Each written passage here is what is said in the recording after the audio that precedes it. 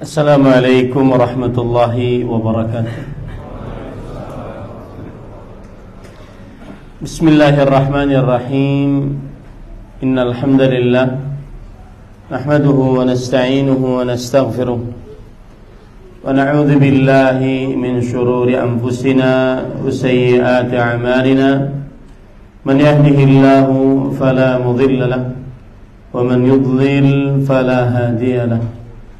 أشهد أن لا إله إلا الله وحده لا شريك له وأشهد أن محمدا عبده ورسوله يا أيها الذين آمنوا اتقوا الله حق تقاته ولا تموتن إلا وأنتم مسلمون يا أيها الناس اتقوا ربكم الذي خلقكم من نفس واحدة وخلق منها زوجها وبث منهما رجالا كثيرا ونساء واتقوا الله الذي تساءلون به والأرحام إن الله كان عليكم رقيبا يا أيها الذين آمنوا اتقوا الله وقولوا قولا سديدا يصلح لكم أعمالكم ويغفر لكم ذنوبكم ومن يطع الله ورسوله فقد فاز فوزا عظيما أما بعد فإن أصدق الحديث كتاب الله وأحسن الهدي هدي محمد صلى الله عليه وعلى آله وسلم وشر الأمور محدثاتها وكل محدثة بدعة وكل بدعة ضلالة وكل ضلالة في النار.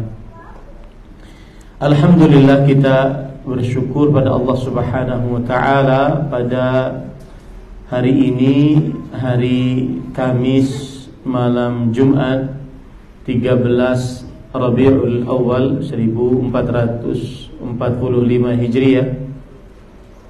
Kita dimudahkan oleh Allah Subhanahu wa taala untuk duduk bersama di Majlis Ta'lim Miftahul Jannah, Kota Semarang, Jawa Tengah, dalam sebuah kajian Islam ilmiah membahas tema fikih berbakti kepada kedua orang tua. Salawat dan salam semoga selalu Allah berikan kepada Nabi kita Muhammad sallallahu alaihi wa ala alihi wasallam, pada keluarga beliau, para sahabat, serta orang-orang yang mengikuti beliau sampai hari kiamat kelak. Dengan nama-nama Allah yang husna dan sifat-sifat yang mulia, kita berdoa, Allahumma inna nas'aluka ilman nafi'an wa rizqan tayyiban wa amalan mutaqabbala, Allahumma amin. Ahibati billah, a'adhanillah wa iyyakum, jamaah Majlis Ta'lim Miftahul Jannah Semarang yang saya cintai karena Allah. Semoga Allah Subhanahu wa taala selalu memberikan afiat kepada kita di dunia dan di akhirat. Tema kita pada kesempatan kali ini adalah fikih seputar berbakti kepada kedua orang tua. Saya pernah mengisi kajian dengan tema bukti nyata berbakti kepada orang tua. Di dalam tema itu kita belajar tentang bagaimana cara berbakti kepada kedua orang tua, baik yang masih hidup atau yang sudah meninggal. Maka di dalam kajian fikih seputar berbakti kepada kedua orang tua ini, kita tidak akan membicarakan itu. Kita tidak akan bicarakan cara berbakti kepada orang tua, baik yang masih hidup atau yang sudah meninggal.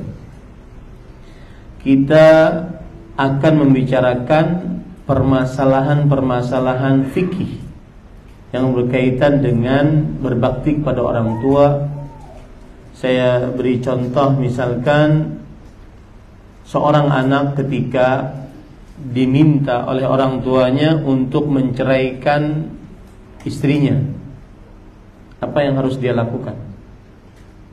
Seorang anak ketika diminta oleh orang tuanya untuk bekerja, padahal dia seorang muslimah yang sudah belajar dakwah sunnah, dia tidak ingin bekerja di tempat yang terdapat maksiat di dalamnya. Apa yang harus dia lakukan? Seorang orang tua memerintahkan kepada anaknya perempuan yang sudah menikah untuk pergi ke rumah orang tuanya, padahal dia punya suami. Suaminya tidak mengizinkan dia untuk keluar rumah. Apa yang harus dia lakukan? Nah, permasalahan seputar inilah yang akan kita bahas. Permasalahan fikih seputar berbakti pada kedua orang tua. Saya tidak akan membicarakan pada kesempatan kali ini tentang keutamaan dan kedudukan berbakti pada orang tua, karena itu sudah dibahas banyak oleh para ustadz, bahwa berbakti kepada kedua orang tua adalah termasuk syiar dari syiar agama Islam. Kemudian berbakti kepada kedua orang tua adalah wasiat Allah Subhanahu wa ta'ala kepada setiap manusia. Kemudian berbakti kepada kedua orang tua adalah amal ibadah yang paling dicintai oleh Allah Subhanahu wa ta'ala. Kemudian berbakti kepada kedua orang tua adalah lebih afdal daripada berjihad, atau berbakti kepada kedua orang tua adalah termasuk berjihad di jalan Allah Subhanahu wa ta'ala, atau berbakti kepada kedua orang tua adalah pintu yang paling terbesar memasukkan seseorang ke dalam surganya Allah Subhanahu wa ta'ala. Atau berbakti kepada kedua orang tua adalah menghapuskan dosa dan menyelamatkan dari siksa neraka. Kemudian bakti kepada kedua orang tua adalah sebab yang paling besar untuk dikabulkannya doa dan dijauhkan dari musibah di dunia dan di akhirat. Kita tidak akan membicarakan itu pada kesempatan kali ini. Yang akan kita bicarakan adalah permasalahan-permasalahan fikih, hukum-hukum fikih yang berkaitan dengan berbakti kepada kedua orang tua. Permasalahan pertama yang berkaitan dengan berbakti kepada kedua orang tua adalah yaitu permasalahan tentang permintaan izin kepada kedua orang tua. Termasuk hal yang patut kita perhatikan bahwa kesempurnaan adab seorang anak pada orang tua adalah meminta izin. Akan tetapi kapan seorang anak meminta izin wajib kepada kedua orang tuanya, dan kapan seorang anak dia tidak wajib meminta izin kepada kedua orang tuanya. Maka para ikhwan yang dirahmati oleh Allah Subhanahu wa ta'ala, patut diketahui poin pertama dalam perihal meminta izin untuk permasalahan-permasalahan amalan-amalan wajib seperti sholat 5 waktu yang wajib, puasa bulan Ramadan, haji yang wajib, umrah yang wajib, mengeluarkan zakat yang wajib, pergi sholat berjamaah, maka tidak wajib meminta izin kepada kedua orang tua. Ini permasalahan pertama, bahwa mengerjakan amalan-amalan wajib tidak wajib meminta izin kepada kedua orang tua. Yang kedua, termasuk di dalamnya adalah seorang anak tidak wajib meminta izin kepada kedua orang tua apabila ingin mengerjakan perkara-perkara yang mubah, seperti membeli rumah, membeli mobil, membeli alat transportasi, alat komunikasi, membeli pakaian, dan yang lain-lainnya. Maka tidak wajib bagi seorang anak untuk meminta izin kepada kedua orang tuanya. Ini para ikhwan yang dirahmati oleh Allah Subhanahu wa taala. Lalu permasalahan yang ketiga, kapan seorang anak wajib untuk meminta izin kepada kedua orang tuanya? Maka jawabannya adalah apabila seorang anak ingin mengerjakan sesuatu yang dikhawatirkan membahayakan nyawanya atau membahayakan keluarganya, maka pada saat itu wajib dia minta izin kepada kedua orang tuanya. Seperti misalkan berjihad. Rasulullah sallallahu alaihi wasallam pernah didatangi oleh seorang pemuda untuk ikut membaiat beliau dalam berjihad. Lalu Rasulullah sallallahu alaihi wasallam bertanya, "Ahayyun walidak?" Apakah kedua orang tuamu masih hidup? Nah, kemudian sang anak tersebut menjawab, "Na'am ya Rasulullah." Iya wahai Rasulullah sallallahu alaihi wasallam, kedua orang tuaku masih hidup. Kemudian Rasulullah sallallahu alaihi wasallam bersabda, "Fa fihima fajahid." Maka berjihadlah dengan mengurus kedua orang tuamu. Artinya ini tidak diizinkan oleh Rasulullah sallallahu alaihi wasallam. Harus minta izin dulu kepada Rasul, kepada orang tua. Jika diizinkan, baru setelah itu boleh berjihad. Kenapa? Karena membahayakan nyawa anak tersebut. Karena membahayakan nyawa anak tersebut. Begitu juga berhijrah. Rasulullah sallallahu alaihi wasallam pernah didatangi oleh seseorang pemuda yang membaiat beliau ingin berhijrah dari kota Mekah ke kota Madinah. Tetapi kedua orang tuanya dalam keadaan menangis ketika dimintai izin oleh anak tersebut. Maka kemudian Rasul sallallahu alaihi wasallam bersabda, "Irji' ilaihima adhikhuma kama abkaitahuma." Yang artinya, pulang engkau kepada kedua orang tuamu, buat mereka tertawa berdua sebagaimana engkau telah membuat mereka menangis. Nah, ini menunjukkan bahwa seorang anak apabila pergi ke sebuah tempat yang dikhawatirkan akan mendatangkan bahaya bagi sang anak, maka wajib bagi sang anak untuk minta izin.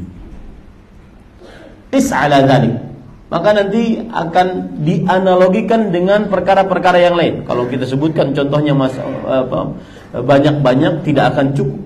Tetapi semua perkara yang apabila seorang anak mengerjakannya dikhawatirkan mendatangkan bahaya bagi sang anak, entah itu safar, entah itu mengerjakan sesuatu bahaya nyawanya, maka dia wajib minta izin kepada kedua orang tuanya. Coba perhatikan sekarang para ikhwan yang dirahmati oleh Allah Subhanahu wa taala. Imam Al-Kasani, seorang ulama dari madhab Hanafi, di dalam kitab Bada'i'us Sana'i mengatakan kullu safar la yu'manu fihi al-halak wa yashtaddu fihi al-khatar la yahillu lil walad an yakhruja ilayhi bighairi idzni walidayhi li'annahuma yushfiqani ala waladihima fayatadarrarani bidzalik. Setiap safar yang tidak dikhawatirkan, yang tidak merasa aman dari keburukan di dalamnya dan dikhawatirkan ada bahaya di dalam safar tersebut, tidak halal bagi seorang anak untuk keluar bersafar kecuali dengan izin kedua orang tuanya. Kenapa? Karena kedua orang tua akan merasa sedih dengan safarnya sang anak tersebut. Perasaan sedih itulah yang menunjukkan durhaka anak kepada orang tua. Nah, ini hati-hati, ya, jangan sampai akibat safar kita orang tua kepikiran. Itu durhaka. Itu kedurhakaan dari seorang anak. Ini para ikhwan yang dirahmati oleh Allah Subhanahu wa taala. Kemudian permasalahan yang selanjutnya, kalau tadi minta izin, permasalahan selanjutnya adalah permasalahan yang berkaitan dengan taat kepada kedua orang tua. Dan ini sangat banyak. Kita apabila diperintahkan oleh kedua orang tua dengan perkara yang wajib atau perkara yang dianjurkan atau perkara yang mubah, maka wajib bagi sang anak untuk mentaati kedua orang tuanya. Saya ulangi ya. Kaidah dasarnya, apabila orang tua memerintahkan anaknya untuk mengerjakan perkara yang wajib menurut agama, perkara yang dianjurkan, atau perkara yang mubah sekalipun, maka hendaknya sang anak mentaati kedua orang tuanya dan mengerjakan apa yang diperintah. Itu adalah kaidah dasar di dalam ketaatan kita kepada kedua orang tua, karena itu bentuk bakti kita, itu bentuk birrul walidain. Dan Allah Subhanahu wa taala berfirman, wabil walidaini ihsana, dan berbuat baiklah kepada kedua orang tua dengan sebaik-baiknya. Itu poin pertama. Poin yang kedua, tetapi apakah wajib taat kepada kedua orang tua di dalam setiap perkara? Di dalam setiap perkara. Berkata Imam Ibnu Daqiq al-Aid rahimahullah, ulama Islam abad ke-8 Hijriah atau ke-7 Hijriah dan bermadhab Syafi'i. Beliau mengatakan di dalam kitab Ihkamul Ahkam, la yajibu 'alal walad ta'atuhuma fi kulli ma ya'murani. Tidak wajib bagi atau atas seorang anak untuk mentaati kedua orang tuanya di dalam setiap perkara. Lihat ya bahasanya, setiap perkara, apa saja yang diperintahkan oleh kedua orang tua.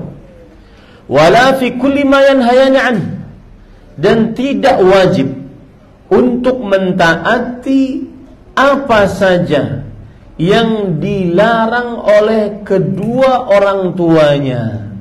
Bittifaqil ulama, dengan kesepakatan para ulama. Ya, ini para ikhwan dirahmati oleh Allah Subhanahu wa taala. Jadi kalau ada orang berkata, apapun yang diperintah oleh orang tua saya akan taat, apapun yang dilarang oleh orang tua saya akan taat, ini salah. Para ulama berijma' tidak wajib untuk taat kepada kedua orang tua di dalam apa saja yang diperintah oleh orang tua, atau apa saja yang dilarang oleh orang tua. Ini kesepakatan para ulama, ijma' para ulama akan hal ini. Taib, itu poin yang kedua dalam perihal ketaatan kepada kedua orang tua. Kemudian poin yang ketiga, perkara-perkara yang pasti tidak boleh taat kepada kedua orang tua adalah hal-hal berikut. Perkara-perkara yang tidak boleh taat kepada kedua orang tua dalam perihal berikut. Yang pertama, jika orang tua memerintahkan kita untuk berbuat maksiat yang diharamkan oleh Allah Subhanahu wa ta'ala, maka tidak boleh taat, haram taat. Apabila orang tua memerintahkan kita untuk bermaksiat. Perempuan diperintahkan untuk melepas jilbabnya, diperintahkan untuk membuka cadarnya, diperintahkan untuk berdandan di hadapan laki-laki yang bukan mahramnya, kecuali dalam suatu keadaan seperti nazar misalkan. Atau diperintahkan untuk memakai minyak wangi di hadapan laki-laki yang bukan mahramnya. Ini tidak boleh taat. Tidak boleh taat. Dalilnya surat Luqman ayat 15. Allah Subhanahu wa ta'ala berfirman, "Wa in jahadaka 'ala an tusyrika bi ma laysa laka bihi 'ilm, fala tuti'huma." Jika kedua orang tuamu memaksamu untuk mensyirikanku dengan sesuatu yang tanpa ilmu, maka janganlah kamu taati mereka berdua. La tuti'huma. Lam di sini lamun nahiyah. Lam larangan. Janganlah kamu taati mereka berdua. Wal aslu fin nahyi litahrim. Dan asal hukum larangan menunjukkan kepada kewajiban. Kemudian Rasulullah SAW bersabda, ini dalil dari hadis riwayat Imam Ahmad, la ta'ata li makhluqin fi ma'siyatillah azza wa jalla. Tidak ada ketaatan apapun kepada makhluk dalam perihal bermaksiat kepada Allah Subhanahu wa taala. Tidak boleh taat. Misalkan ada orang tua yang hiperseks. Saya pernah menghadapi kasus ini. Subhanallah, sampai anaknya, mungkin bapak kalau mendengar kisahnya sepenggal akan geleng-geleng kepala. Saya pernah menjadi hakim, maksudnya penengah gitu. Ini bapak, ini anak perempuan. Si anak perempuan mengatakan kepada saya, "Ustadz, afwan, mohon maaf, sudah ngaji ini, kalau seandainya Allah Subhanahu wa ta'ala bertanya kepada saya, maka siapa bapakmu yang kamu pilih? Maka niscaya saya tidak akan memilih laki-laki yang di samping Ustadz ini sebagai bapak saya." Mungkin kita akan geleng-geleng kepala. Kenapa sampai kasarnya perkataan anak tersebut kepada sang bapak yang melahirkannya? Tetapi fakta yang di lapangan, si anak yang merasakan. Si anak disuruh nonton film porno, si anak disuruh melihat ibunya disakiti, si anak disuruh melihat bapaknya berzina di hadapan dia. Sangat menyakitkan bagi sang anak. Maka Bapak Ibu saudara-saudari yang dimuliakan oleh Allah Subhanahu wa taala, la ta'ata fi ma'siyah, innama ta'atu fil ma'ruf.